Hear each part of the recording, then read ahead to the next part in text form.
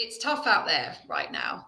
What quick tips do you have for us on how to handle investor expectations versus the reality of startup sales growth? And I know that that's something that you've all grappled with in the past or currently. So I'm really looking forward to hearing your thoughts on this. Loral, do you think we could start with you, please? That would be really helpful. Yeah, so I guess it is really challenging out there. My company that I'm in at the moment is not investor backed, but it has the similar challenges. I think kind of it's really educating your board. In my instance, previously I have raised investment, so it is a kind of similar challenge to kind of bring people on this journey with you, particularly in the current market conditions. So I think it's demonstrating that you understand the customer, the pains, the gains, the features and benefits that your product and service brings to that customer.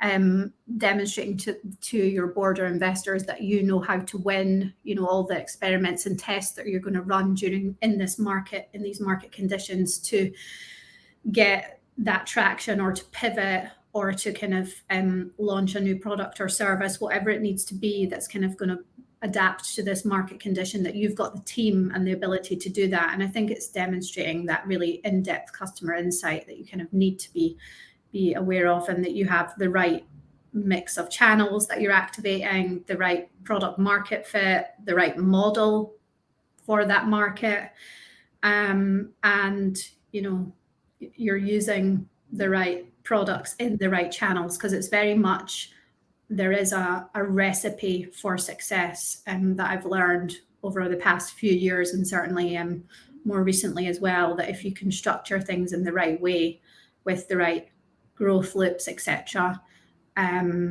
you should be able to win.